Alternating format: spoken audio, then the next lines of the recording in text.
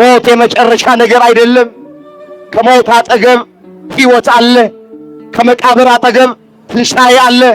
ሞት ማለት ወደ እግዚአብሔር የምንሄድበት መንገዱ ነው። ሞት ወደ እግዚአብሔር የምንሄድበት መንገድ ነው።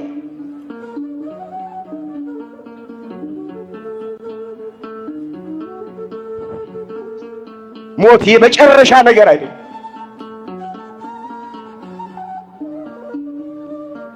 ለኛ ለክርስቲያኖች መጽሐፍ ቅዱስ እንደሚል ጥቅማችን።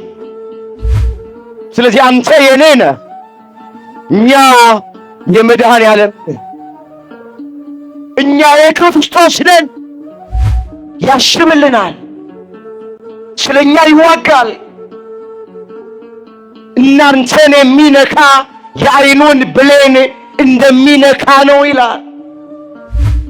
እንደ ዓይኑ ብሌን ነው እግዚአብሔር የሚጠነቀቅልን። እንደ ዓይኑ ብሌን ነው እግዚአብሔር የሚያስብልን። እባካችሁ ብር አይደል፣ ወርቅ አይደል፣ ዕንቁ አይደል፣ ዋጋው ሥጋውን ነው የቆረሰል፣ ደሙን ነው ያፈሰሰል። እግዚአብሔር ደስ በሚለን ነገር መጣ። ምን አለ? በስምህ ጠርቼአለሁ፣ በስማችሁ ጠርቻችኋለሁ፣ በስማችሁ አውቃችኋለሁ፣ እናንተ የኔ ናችሁ አለ።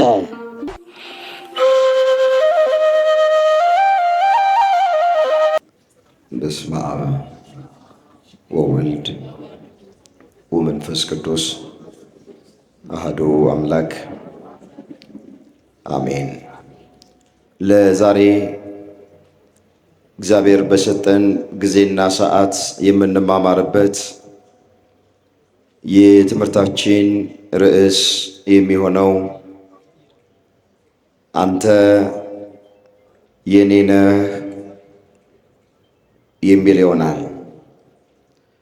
ይህንን በርዕስነት ያነሳነውን ኃይለ ቃል በመጽሐፍ ቅዱሳችን ላይ ተመዝግቦ የምናገኘው በትንቢተ ኢሳይያስ ምዕራፍ 43 ቁጥር 1 ላይ ነው።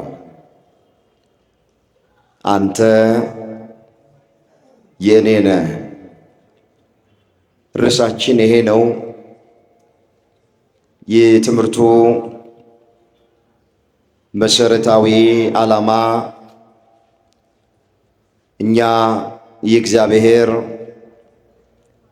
እግዚአብሔርም የኛ እንደሆነ ማሳየት ነው። የአባቶቻችን አምላክ እግዚአብሔር በዚህ ርዕስ መነሻነት ሁላችንን እንዲያበረታን፣ እንዲደግፈን፣ እንዲያጽናናን ብቻችንን እንዳልሆንን እንዲያሳየን የአምላካችን የእግዚአብሔር ቅዱስ ፍቃዶ ይሆንልን። እስኪ አንድ ጊዜ በርዕስነት ያነሳነውን ኃይለ ቃል ሁላችንም በህብረት ለመናገር ራሳችንን እናዘጋጅ። አንተ በሉ እስኪ የኔ ነህ። እኛ የማንን? እግዚአብሔርስ የማን ነው? በዚህ ርዕስ እግዚአብሔር ሁላችንን እንዲያስተምረን የእሱ ቅዱስ ፈቃዱ ይሆንልን። ይህንን በርዕስነት ያነሳነውን ኃይለ ቃል በዚህ ስፍራ ላይ የተናገረው የቃሉ ባለቤት የሰራዊት ጌታ አምላካችን እግዚአብሔር የተናገረው ቃል ነው። ቃሉ ለጊዜው የተነገረው አስቀድሞ ያዕቆብ ኋላ ደግሞ እስራኤል ተብሎ ለተጠራ ለአንድ ሰው የተነገረ ቃል ነው። አስቀድሜ በንባብ አሰማችኋለሁ፣ እንድትከታተሉኝ በእግዚአብሔር ፍቅር እጠይቃችኋለሁ። በዚህ በትንቢተ ኢሳይያስ ምዕራፍ 43 ቁጥር 1 ጀምሮ የተመዘገበውን አያለሁ። አሁንም ያዕቆብ ሆይ የፈጠረ እስራኤል ሆይ የሠራ እግዚአብሔር እንዲህ ይላል፣ ተቤዥቻለሁና አትፍራ፣ በስምህም ጠርቼሃለሁ። አንተ የኔ ነህ። በውሃ ውስጥ ባለፍክ ጊዜ ካንተ ጋር እሆናለሁ። በወንዞች ውስጥ ባለፍክ ጊዜ አያሰጥሙህም።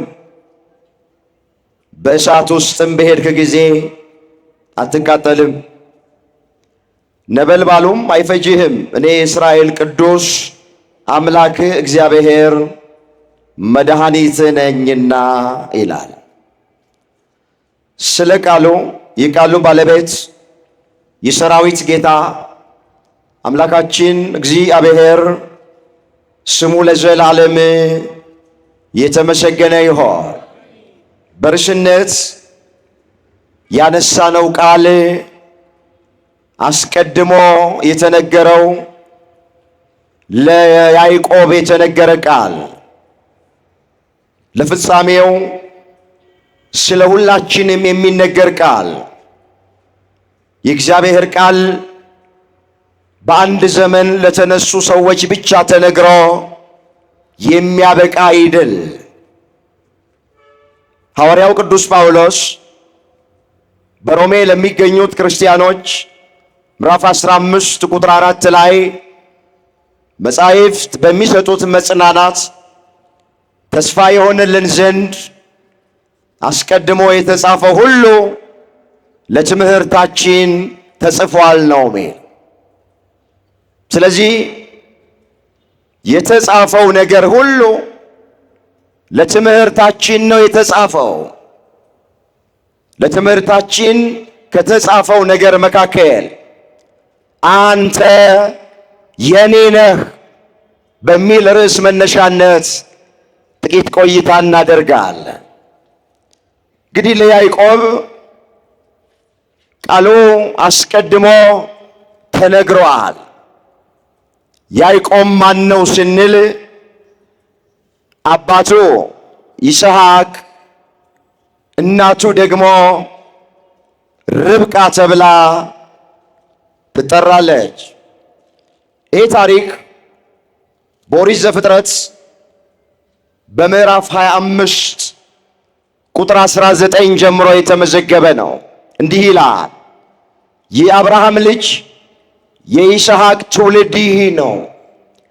አብርሃም ይስሐቅን ወለደ። ይስሐቅም 40 ዓመት ሲሆነው ርብቃን አገባ። እርሷም በሁለት ወንዞች መካከል ያለ የሶርያዊው የባቱኤል ልጅና የሶርያዊው የላባ እህት ናት። ይስሐቅ ስለ ሚስቱ ወደ እግዚአብሔር ጸለየ፣ መካን ነበረችና እግዚአብሔርም ተለመነው። ርብቃም ሚስቱ ጸነሰች፣ 2 ልጆችም ወለደች ይላል። ስለ አንድ ልጅ ስትለምን እግዚአብሔር ለርብቃ 2 ልጆች ሰጣት። ስንዝር ስንለምነው የኛ አምላክ ክንድ ነው የሚሰጠን። ጥቂት ነገር ስንለምነው አብዝቶ ነው የሚሰጠን።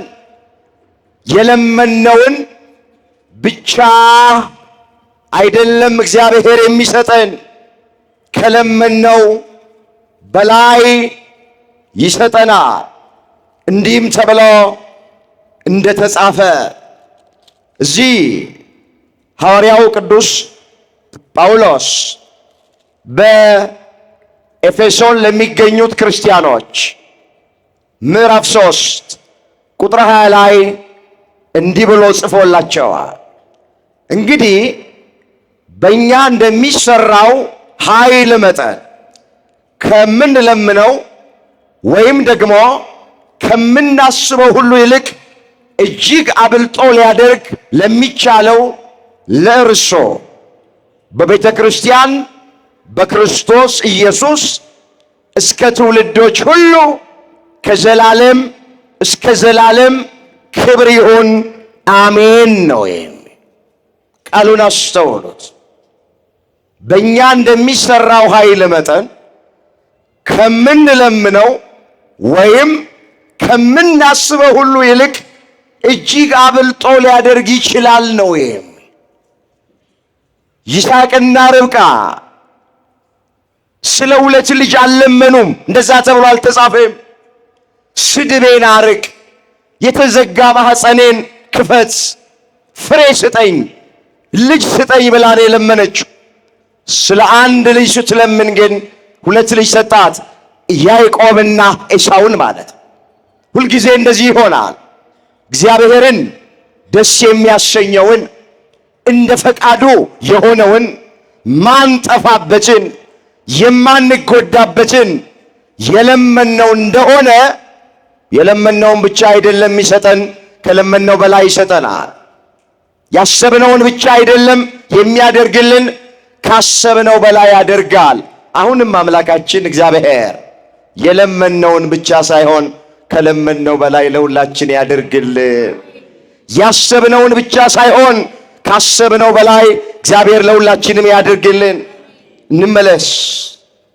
እንግዲህ ያዕቆብ ማን ነው ስንል አባቱ ይስሐቅ፣ እናቱ ርብቃ ተብላ ነው የምትጠራው። የቀደመ ስሙ ያዕቆብ ነው። ኋላ እስራኤል ተብሎ ስሙ ተቀይሮለታል። በአንድ ወቅት ያዕቆብ በመንገድ ሲሄድ እግዚአብሔር በሰው አምሳል ተገለጠለት ይላል። የፍቅር ትግር ሲታገሉ አደሩ ይላል። እነሆ ሊነጋጋ በቀላላ ጊዜ በሰው አምሳል ለያዕቆብ የተገለጠ እግዚአብሔር እንዲህ አለው፣ እነሆ ሊነጋጋ አቀላልቷል፣ ልሂድ ልቀቀኝ አለው። ካልባረከኝ አልለቅህም አለው። እስኪ ካልባረከኝ በሉ። አልለቅህም። ካልባረከኝ ምን አልልህም። ያዕቆብ ገና በእናቱ በርብቃ ማኅፀን ውስጥ ሳለ በረከትን የተጠማ ነበርና አሁን አምላኩ እግዚአብሔርን ሲያገኘው የጠየቀው ጥያቄ የበረከት ጥያቄ ነው። ካልባረከኝ አልለቅህም አለ። ወገኖቼ እግረ መንገዳችንን መባረክ ማለት ብዙ ገንዘብ መቁጠር፣ ብዙ ብርና ወርቅ እንዲኖረን አይደል። እንደዛማ እንዳንል ያዕቆብ በዘመኑ ባለጠጋ ከሚባሉት መካከል አንዱ ነው። ብዙ እንስሳት አሉት፣ ብዙ በጎች፣ ብዙ ከብቶች፣ ብዙ ላሞች አሉት። ባለጠጋ ነው፣ በሥጋ የተባረከ ነው። ካልባረከኝ አልለቅህም ሲል በጎች ሲጠኝ ማለቱ አይደል። ካልባረከኝ አልለቅህም ማለት ባለኝ ነገር ደስተኛ አድርገኝ ማለቱ ነው።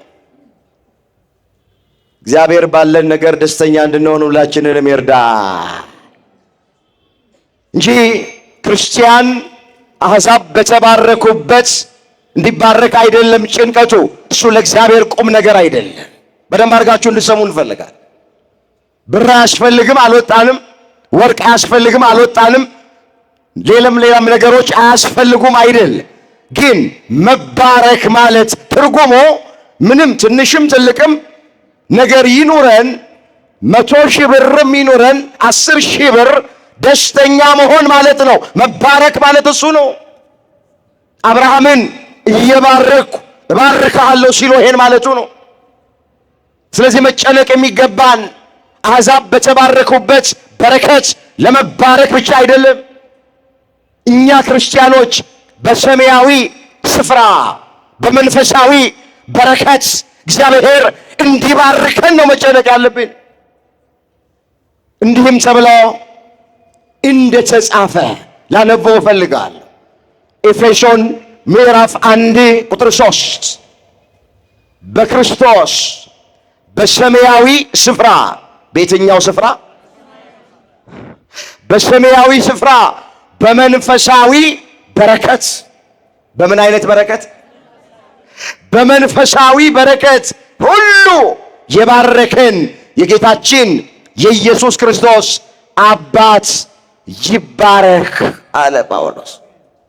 አያችሁ፣ ክርስቲያን መጨነቅ ያለበት በሰማያዊ ስፍራ በመንፈሳዊ በረከት መባረክ። ያ ማለት ምንድን ነው? በቃ ባለን ነገር ደስተኛ መሆን፣ ኑሮዬ ይበቃኛል ማለት፣ አመስጋኝ መሆን። ኑሮዬ ይበቃኛል ማለትን እንድንለምድ መድኃኔዓለም ሁላችንን በቸርነቱ ያግዘን። እንመለስ እንዳይሰፋብን። ካልባረከኝ አልለቅህም አለው። ስምህ ማን ነው አለው። ስሜ ያዕቆብ ይባላል አለ። ከዛሬ ጀምሮ ያዕቆብ ተብለህ አትጠራም፣ ከሰውም ከእግዚአብሔርም ጋር ታግለ አሸንፈሃልና ስምህን ቀይሬዋለሁ፣ ስምህ እስራኤል ተብሎ ይጠራ አለ። ማን ተብሎ ይጠራ? በቃ ስሙ ተቀየረ። ሌሊቱን ሙሉ ሲታገል አደረ፣ ሲነጋ ተባረከ። ያዕቆብን የባረከ አምላክ ሁላችንንም ይባርከን። እንመለስ ወደ ቀደመ ነገራችን። ተቤዥቼሃለሁና አለው። አትፍራ ያዕቆብ ሆይ የፈጠረህ አምላክ እግዚአብሔር እንዲህ ይላል።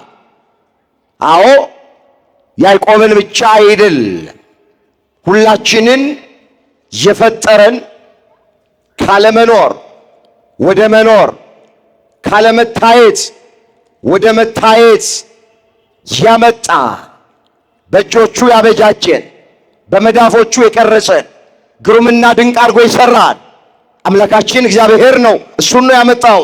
ያዕቆብ ሆይ የፈጠረህ እስራኤል ሆይ የሰራህ እግዚአብሔር እንዲህ ይላል።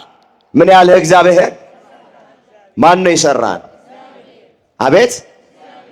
ሁላችንንም የሰራን እግዚአብሔር ነው። የሰራ እግዚአብሔር እንዲህ ይላል፣ ተቤዥቼሃለሁና አትፍራ፣ በስምህም ጠርቼሃለሁ፣ አንተ የኔ ነህ። አንተ የማን ነህ? የኔ ነህ። አዎ ሁላችንንም የሰራን እግዚአብሔር ነው። ሁላችንንም የፈጠረን እግዚአብሔር ነው። በአዳም በኩል እግዚአብሔር ሁላችንን በእጁ አበጃጅቶናል፣ በመዳፎቹ ቀርጾናል፣ ግሩምና ድንቅ አድርጎ ሰርቶናል። እንዲህ ተብሎ እንደተጻፈ በዚህ በኦሪት ዘፍጥረት በምዕራፍ 2 ቁጥር 7 ላይ እግዚአብሔር አምላክም ሰውን ከምድር አፈር አበጀው፣ በአፍንጫውም የሕይወትን እስትንፋስ እፍ አለበት። እጆች ሰሩኝ፣ አበጃጁኝ፣ እንዳስተውል አድርገኝ፣ ሥርዓትህን እማራለሁ አለ። በእጆቹ ያበጃጀን አምላክ እንድናስተውል ሁላችንንም ይርዳ። ስለዚህ ሁላችንን የሰራን የፈጠረን አምላካችን እግዚአብሔር ነው። ካለመኖር ወደ መኖር አምጥቶናል። ካለመታየት ወደ መታየት አምጥቶናል። ይህንን ነው ለያዕቆብ የተናገረው። ተቤዥቼሃለሁና አትፍራ፣ አንተ የኔ ነህ። በውሃ ውስጥ ባለፍክ ጊዜ ውሃው አያሰጥምህም። ለጊዜው እስራኤል ከግብፅ የባርነት ቤት ወጥተው ማርና ወተት ወደምታፈስ ወደ ምድረ ርስት ወደ ከነዓን ሲጓዙ ስላለው ነገር ነው የሚነግረው። በውሃ ውስጥ ባለፍክ ጊዜ፣ በዮርዳኖስ ባህር ውስጥ ባለፍክ ጊዜ፣ በኤርትራ ባህር ውስጥ ባለፍክ ጊዜ ውሃው አያሰምጥህም። ምን ማለት ነው? ውሃውን እንደ ግድግዳ አድርጌ በደረቅ አሻግርሃለሁ ማለቱ ነው። በውሃ ውስጥ ባለፍክ ጊዜ ውሃው አያሰጥምህም። በእሳት ውስጥም ባለፍክ ጊዜ እሳቱ አያቃጥልህም። እንደ እሳት ያለ ፈተና እስራኤል በጉዟቸው ነበረ። እሳቱ ግን መከራው ግን አላቃጠላቸውም፣ አላጠፋቸውም። ይህንን ለያዕቆብ ነገረው እግዚአብሔር። አትፍራ አለው፣ አትጨነቅ አለው፣ አትደንግጥ አለው። እኔ ካንተ ጋር ነኝ እያለ ያጽናናው ነበረ፣ ያበረታው ነበረ። ለፍጻሜው ይህ ቃል ስለ ሁላችንም የሚነገር ቃል ነው። እኛ የኛ አይደለንም፣ እኛ የእግዚአብሔር ነን። እኛ የማንን? አንተ የኔ ነህ አይደል ያለው ያዕቆብን? እኛም የእሱ ነን። በመጀመሪያ ከላይ እንዳየን በጥንተ ተፈጥሮ የፈጠረን እግዚአብሔር ነው። ግሩምና ድንቅ አድርጎ የሰራን እግዚአብሔር ነው። እንዲህ ተብሎ እንደተጻፈ እስኪ ይህንን ቃል አስተውሉት። ግሩምና ድንቅ ሆኜ ተፈጥሬአለሁና አመሰግንሃለሁ። ስራህ ድንቅ ነው፣ ነፍሴም እጅግ ታውቀዋለች አለ።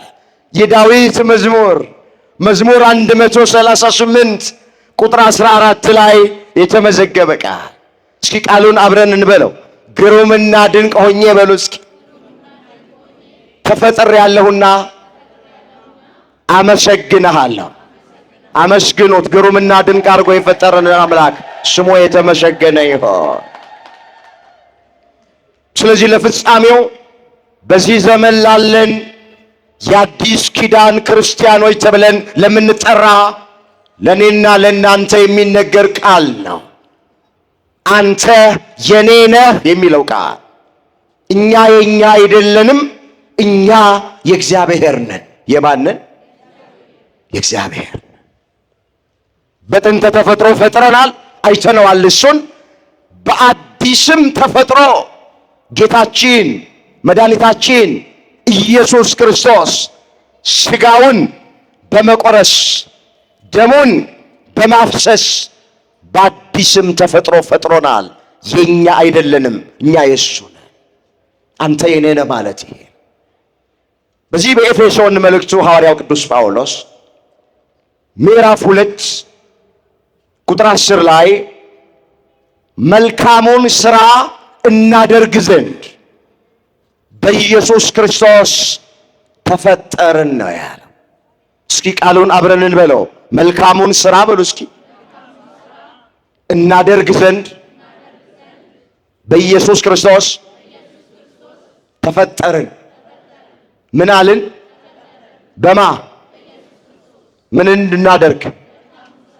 መልካሙን ሥራ እንድናደርግ፣ መልካሙን ሥራ እንድንሰራ በኢየሱስ ክርስቶስ ተፈጠርን። በአዲስ ተፈጥሮ ፈጠረን። ሥጋውን ቆርሶ ደሙን አፍስሶ ወገኖቼ ፈጠረን። ምንድን ነበር ያዕቆብን ያለው እግዚአብሔር? ተቤዥቻለሁና አትፍራ ነበር ያለው። ተቤዥን፣ ዋችን። በዚህ በአንደኛ ጴጥሮስ ምዕራፍ 1 ቁጥር 19 ላይ እንዴት እንደተቤዠን እንዴት እንደተዋጀን ተጽፎልናል። ላነበው ፈልጋለሁ።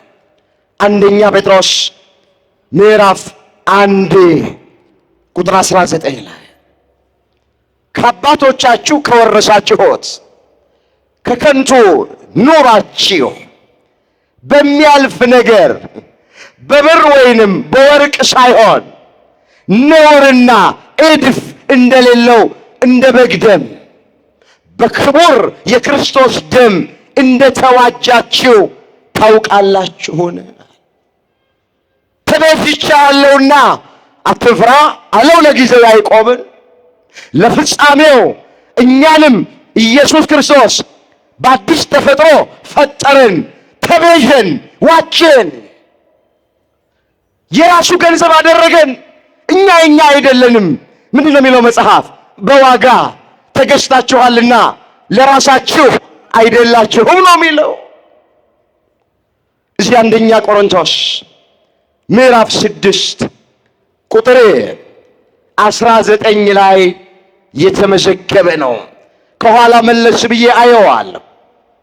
እንዲህ ይላል፣ ከዝሙት ሽሹ ብሎ ይጀምራል። ሰው የሚያደርገው ኃጢአት ሁሉ ከሥጋ ውጪ ነው። ዝሙትን የሚያደርግ በገዛ ሥጋው ላይ ኃጢአትን ይሠራል። ወይስ ሥጋችሁ ከእግዚአብሔር የተቀበላችሁት በእናንተ የሚኖር የመንፈስ ቅዱስ ቤተ መቅደስ እንደሆናችሁ አታውቁምን? በዋጋ ተገዝታችኋልና ለራሳችሁ አይደላችሁም። ስለዚህ በሥጋችሁ እግዚአብሔርን አክብሩት። እስኪ በዋጋ በሉ። ተገዝታችኋልና ለራሳችሁ አይደላችሁም። ስለዚህ እኛ የማነን? አንተ የማነህ? የኔን። በዋጋ ተገዝተናል።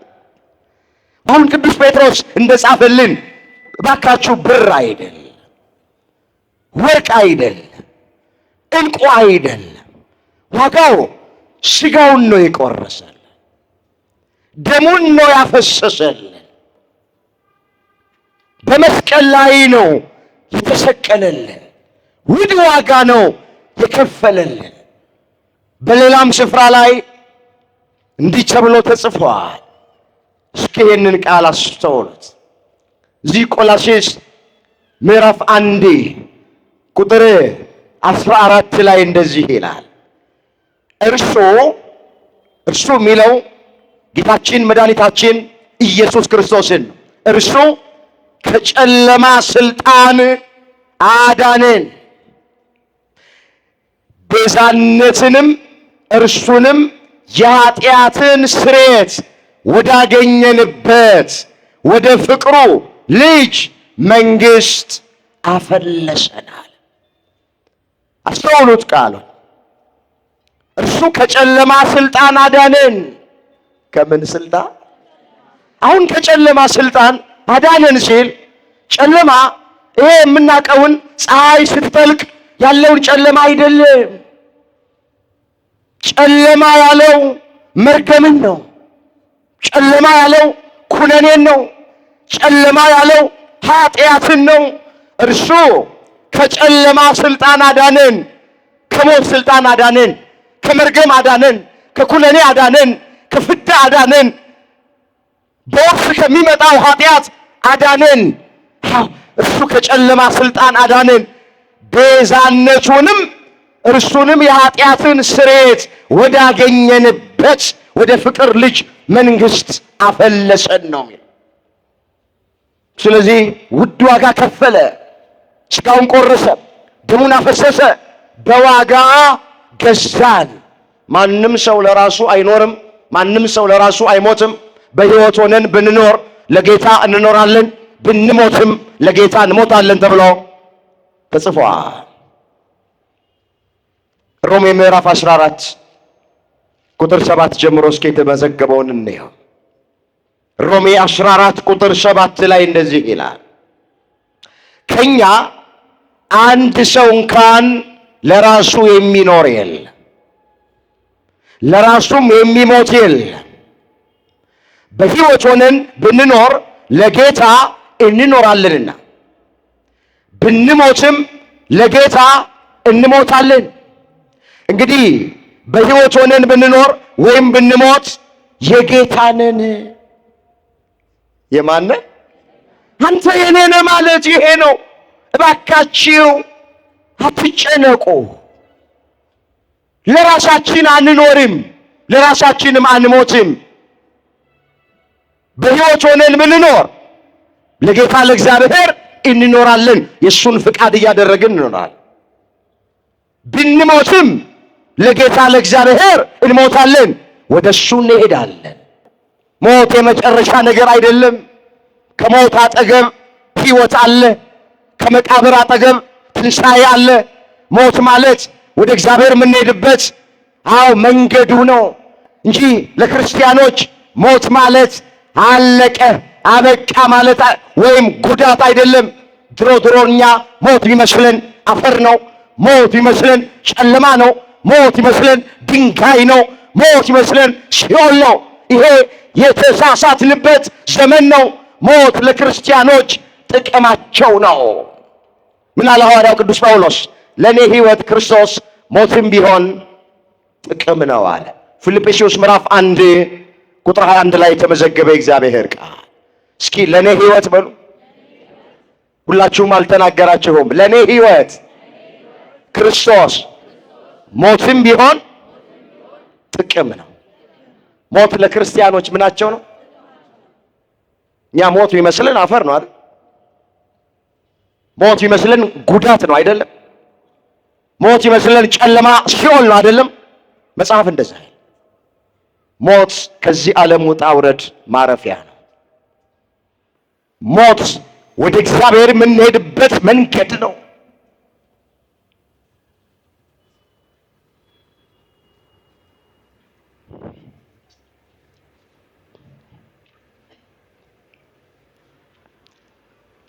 ሞት የመጨረሻ ነገር አይደለም።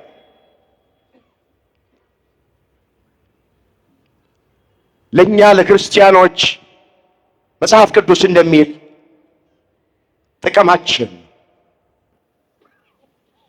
እንመለስ ወደ ቀደመ ነገራችን። ስለዚህ ማናችንም ለራሳችን አንኖርም፣ ብንሞትም ለራሳችን አንሞትም። መጽሐፍ እንደሚል ለእግዚአብሔር እንኖራለን፣ ስንሞትም ለእግዚአብሔር እንሞታለን፣ ወደ እግዚአብሔር እንሄዳለን። ስለዚህ አንተ የኔ ነህ፣ እኛ የመድኃኔዓለም ነን፣ እኛ የክርስቶስ ነን። ወገኖቼ አትጨነቁ፣ በምንም ነገር ተስፋ አትቁረጡ። ብዙ ነገር አይናችን ሊያይ ይችላል፣ ብዙ ነገር ጆሮአችን ሊሰማ ይችላል፣ ግን ብቻችንን አይደለንም። ከኛ ጋር ማን አለ? ማን አለ? እግዚአብሔር አለ። እሱ አለ። ምንድን ነው የሚያስፈራን? ምንድን ነው የሚያስጨንቅ? አንተ የኔ ነህ እያለን እግዚአብሔር ምንድን ነው የሚያስፈራ? እህቶቼ፣ ወንድሞቼ፣ እኛ የእሱ እሱ የኛ ነው። ያስብልናል፣ ስለኛ ይዋጋል። እናንተን የሚነካ የዓይኑን ብሌን እንደሚነካ ነው ይላል። በዚህ በትንቢተ ዘካርያስ በምዕራፍ 2 ቁጥር 8 ላይ ተመዘገበ ቃል እናንተን የሚነካ የዓይኑን ብሌን የሚነካ ነዋል። መቼስ ታውቃላችሁ፣ ዓይናችን ላይ የምናደርገውን ጥንቃቄ ታውቃላችሁ። አንድ ዓይን ያለው በአፈር አይጫወትም እንላል። ማንም ሰው የዓይኑን ብሌን አያስነካም። ስለዚህ እግዚአብሔር ምን አለ? እናንተን የሚነካ አለ። እኛን እኮ ነው። ለጊዜው እስራኤልን ነው፣ ለፍጻሜው እስራኤል ዘነፍስ ተብለን የምንጠራ እኛ የአዲስ ኪዳን ክርስቲያኖች በደሙ የዋጀንን እኛን ነው። እናንተን የሚነካ የዓይኑን ብሌን እንደሚነካ ነዋል። እንደ ዓይኑ ብሌን ነው እግዚአብሔር የሚጠነቀቅልን። እንደ ዓይኑ ብሌን ነው እግዚአብሔር የሚያስብልን። ስለዚህ እኛ የእግዚአብሔር ነን፣ እግዚአብሔርም የኛ ነው። ምንም የሚጎልብን ምንም ምናጣው ነገር የለም። በምድር የሚያስፈልገንን ያደርግልናል፣ በሰማይም ደግሞ መንግስቱን ርስቱን ያወርሰናል። እግዚአብሔር ለዚህ ክብር ሁላችንን በቸርነቱ ያብቃል። ምን አለው ያዕቆብን? በስምህ ጠርቼሃለሁ አለ። በምን ጠርቼሃለሁ አለ? ይኸውላችሁ እግዚአብሔር እያንዳንዳችንን በስማችን ያውቀናል። በምናችን ያውቀናል? እኔ 5 ሰው ወይም 10 ሰው በስሙ እዚህ ውስጥ ላውቅ ይችላል።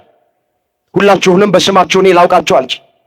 እርስ በርሳችንም ሙሉ ለሙሉ በስማችን ልንታወቅ አንችል። እግዚአብሔር ግን ሁላችንን በስማችን ያውቀናል፣ በስማችንም ይጠራናል። ታውቃላችሁ፣ ሰው በሕይወቱ በጣም ደስ የሚለው በስሙ ጠርታችሁ ሰላም ስትሉት። አንድ ቀን ያገኛችሁትን ሰው ሁለተኛ ቀን ስታገኙት በስሙ ጠርታችሁ ሰላም ስትሉት በጣም ደስ ይለዋል። እግዚአብሔር ደስ በሚለን ነገር መጣ። ምን አለ? በስምህ ጠርቼሃለሁ፣ በስማችሁ ጠርቻችኋለሁ፣ በስማችሁ አውቃቸዋለሁ፣ እናንተ የኔ ናችሁ አለ። ስለዚህ እግዚአብሔር ያውቀናል። ሰዎች ላያውቁን ይችላሉ። እግዚአብሔር ግን ምን ይለናል? አቤት ያውቀናል። አያውቀንም? ያውቀናል፣ ያስብልናል። ምን አለ መጽሐፍ? ለእናንተ የማስባትን ሐሳብ እኔ ያውቃለሁ፣ ፍጻሜና ተስፋ እሰጣችሁ ዘንድ የሰላም ሐሳብ እንጂ ክፉ ነገር ስለ እናንተ አላስብም። እናንተ ትለምኑኛላችሁ፣ እኔም ደግሞ ይሰማችኋለሁ አለ። ኤርምያስ 29 ቁጥር 11 ላይ የተመዘገበ ቃል። እስኪ ቃሉን አብረን እንበለው። ለእናንተ በሉ እስኪ የማስባትን ሐሳብ እኔ አውቃለሁና ፍጻሜና ተስፋ እሰጣችሁ ዘንድ የሰላም ሐሳብ እንጂ ክፉ ነገርን ስለ እናንተ አላስብም። እናንተ ትለምኑኛላችሁ፣ እኔም ደግሞ እሰማችኋለሁ። እግዚአብሔር ከኃጢአት በስተቀር የምንለምነውን ልመና ሁላችንንም ይስማ። ስለዚህ እሱ የእኛ ነው፣ እኛ የእሱ ነን።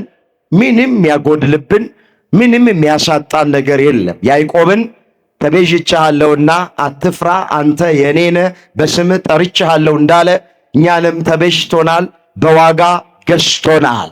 ውድ ዋጋ ከፍሎ ነው የገዛን። ውድ ዋጋ ወገኖቼ፣ ሰው ታውቃላችሁ፣ ዋጋ የተከፈለበትን ነገር በጣም ያከብረዋል። በጣም የሚያከብረው ውድ ዋጋ የከፈለበትን ነገር ሲያስቀምጠው እንኳን በጣም ጥሩ ቦታ ነው የሚያስቀምጠው።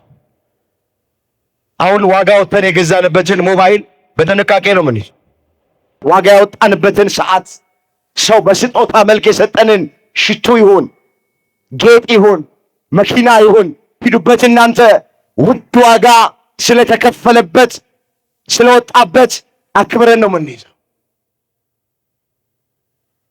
እኛም ዋጋ የተከፈለብን አሁን የምንኖረው ኑሮ ዋጋ እንደተከፈለልን ይሁን? እስኪ ሁላችንም ራሳችን ኑሯችን ክርስቶስ ዋጋ እንደከፈለልን ይሁን የምንኖረው? ዋጋ የተከፈለባቸውን ቁሳቁሶች የምንሰጠውን ያክል ክብር ለዚህ ሰውነታችን እንሰጠዋለን። ቤተ መቅደስ ለተባለ ለሰውነታችን ዋጋ እንሰጠዋለን። በክብር በንጽህና እየጠበቅነው ነው ወይ? አላቆሸሽነውም ወይ? የብዙዎቻችን እኮ መቅደስ የተባለ ሰውነት ቆሽሸውብናል እኮ እግዚአብሔር ልጆች። አንዳንዶች በዝሙት አቆሽሸውታል። አንዳንዶች በስካር አቆሽሸውታል። አንዳንዶች በሐሜት፣ በተንኮል፣ በምቀኝነት፣ በስጋ ሥራ አቆሽሸውታል። መጽሐፍ የእግዚአብሔር ቤተ መቅደስ እንደሆናችሁ የእግዚአብሔር መንፈስ እንዲያድርባችሁ አታውቁምን? ማንም የእግዚአብሔርን ቤተ መቅደስ ቢያፈርስ እግዚአብሔር እሱን ያፈርሰዋል። የእግዚአብሔር ቤተ መቅደስ ቅዱስ ነውና ያውም እናንተ ናችሁ አለ። ያውም እነማን ናችሁ? እኛ የማ ቤተ መቅደስ ነን?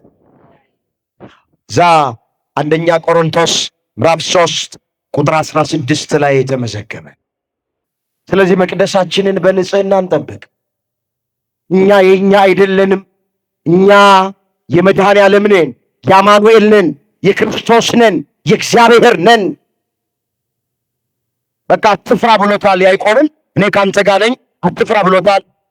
ከእኛ ጋራም እግዚአብሔር ስላለ አንፍራ። እግዚአብሔር ፍርሃትን ከሁላችን በቸርነቱ ያርቅልን።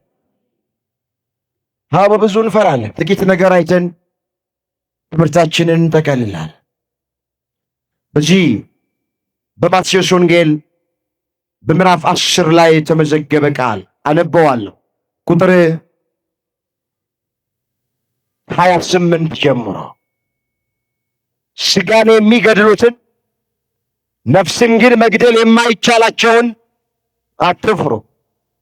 ምን አትበሉ? አትፍሩ። ይልቁንም ነፍስንም ሥጋንም በገሃነም ሊያጠፋ የሚችለውን ፍሩ። 2 ድንቢጦች በ1 ሳንቲም ይሸጡ የለምን? ከእነርሱ አንዲቱ ያለ አባታችሁ ፍቃድ በምድር ላይ አትወድቅም። የእናንተ የራሳችሁ ፀጉር ሁሉ እንኳን ተቆጥሯል። እንግዲህ አትፍሩ፣ ከብዙ ድንቢጦች እናንተ ትበልጣላችሁ። እግዚአብሔር ከእኛ ጋራ በረድኤት፣ ከእኛ ጋራ በበረከት፣ ከእኛ ጋራ በቸርነት እንዳለ አውቀን አምነን ከፍርሃት ርቀን እንድንኖር ሁላችንን በቸርነቱ ይርዳ። ከጭንቀት እንድንገላገል፣ ከጭንቀት እንድንርቅ መድኃኔዓለም ሁላችንንም ይርዳ። ወገኖቼ ኢየሱስ ክርስቶስ ወደዚህ ምድር የመጣበት ብዙ ዓላማ ቢኖረውም 3 ነገሮችን ከሰው ልጆች ለማራቅ ነው ይላሉ የቤተ ክርስቲያን ሊቃውንት። ስንት ነገሮች? 3። መጀመሪያ ፍርሃትን ለማራቅ፣ 2ኛ ጭንቀትን ለማራቅ፣ 3ኛ ተስፋ መቁረጥን ለማራቅ። ፍርሃትን ለማራቅ አዎ አትፍሩ እያለ አምላካችን ጌታችን መድኃኒታችን ኢየሱስ ክርስቶስ ያስተምር ነበረ። ጭንቀትን ለማራቅ በአንዳች አትጨነቁ ይላቸው ነበር። ተስፋቸውን ደግሞ ለመቀጠል በተስፋ ደስ ይበላችሁ ይል ነበረ። ስለዚህ ተቤዥቼሃለሁና አትፍራ፣ በስምህ ጠርቼሃለሁ፣ አንተ የኔ ነህ። በውሃ ውስጥ ባለፍክ ጊዜ ውሃው አያሰጥምህም፣ በእሳቱ ውስጥ በሄድክ ጊዜ እሳቱ አያቃጥልህም፣ ነበልባሉ አይፈጅህም። እኛ የማ ስለሆነ እግዚአብሔር የማ ስለሆነ እግዚአብሔር የማን ነው? እኛስ የማን ነን? በቃ እኛ የኛ አይደለን፣ የእግዚአብሔር ነን። የሚያስብልን አለ፣ የሚጨነቅልን አለ፣ የሚጠብቀን አለ፣ የሚዋጋልን አለ፣ እንደ አይኑ ብሌን የሚንከበከበን አምላክ አለ። አመስግኑት ይህንን አምላክ። ክብር ምስጋና ለአምላካችን ለእግዚአብሔር ይሁን። አንድ ቃል ተናግሬ ትምህርቴን ጠቀልላለሁ። ከእኛ ጋር ነው እሱ። አውላላ ሜዳ ላይ ትቶን አይሄድም እግዚአብሔር። ምናልባት የተደገፍናቸው ወንድሞቻችን፣ እህቶቻችን፣ ባልንጀሮቻችን ጀርባቸውን ሊሰጡን ይችላል። አለሁልሽ አለሁልህ ይሉን የነበሩት፣ ካንተ ጋር ነኝ ይሉን የነበሩት ጀርባ ሊሰጡን ይችላሉ። ምንም ዋስትና የለም። እግዚአብሔር ግን ለባህሪው ሐሰት አይስማም። ላያደርግ አይናገርም። ከተናገረ ቃሉ በምድር ላይ ጠባ። አንተ የኔ ነህ እኔም ያንተ ነኝ ካለን ሁልጊዜ እግዚአብሔር ከኛ ጋር አይረሳንም፣ አይተወንም፣ አይጥለንም። ምንድን ነው የሚለው? ወላጆች እንደሌላቸው ልጆች ምን አልላችሁ? የዮሐንስ ወንጌል ምዕራፍ 14 ቁጥር 17 ወላጆች እንደሌላቸው ልጆች አልተዋችሁም። ወላጅ የሌለው ልጅ ቢራማ ያበላዋል፣ ቢጠማ ማን ያጠጣዋል፣ ቢታረዝ ማን ያለብሰዋል። ስለዚህ ወላጆች እንደሌላቸው፣ ሲራቡ የሚያበላቸው እንደሌለ፣ ሲጠሙ የሚያጠጣቸው እንደሌለ፣ ሲታረዙ የሚያለብሳቸው እንደሌለ አልጠዋችሁም፣ አልጥላችሁም፣ አልረሳችሁም። እኔ የእናንተ ነኝ፣ እናንተም የኔ ናችሁ። ይህን ቃል አምላካችን እግዚአብሔር በልባችን ሰሌዳ ላይ ይጻፈልን። ብቸኝነት ሲሰማን፣ ዙሪያው ገደል ሲሆንብን፣ ቀኑ ሲጨልምብን፣ ማጣፊያው ሲያጥረን፣ ከሞት ይልቅ ሕይወትን ስንመርጥ፣ ሰማይ የተደፋብን ሲመስለን፣ አንተ የኔ ነህ ያለን እግዚአብሔር ትዝ እንዲለን ከጭንቀት ውስጥ፣ ከፍርሃት ውስጥ፣ ከብቸኝነት ውስጥ እንድንወጣ መድኃኔዓለም ሁላችንን ይርዳ። ያስተማረን፣ የመከረን፣ የገሰጸን የአባቶቻችን አምላክ እግዚአብሔር ስሙ የተመሰገነ ይሁን። ድንግል ማርያም ጣዕሟን በአንደበታችን ፍቅሯን በልባችን ትሳልብን። የሚዘንበውን ዝናብ አምላካችን እግዚአብሔር የምህረት ዝናብ ለሁላችን ያደርግልን። አንተ የኔ ነህ። አዎ የሁላችንን መጨረሻ አምላካችን እግዚአብሔር ያሳምር።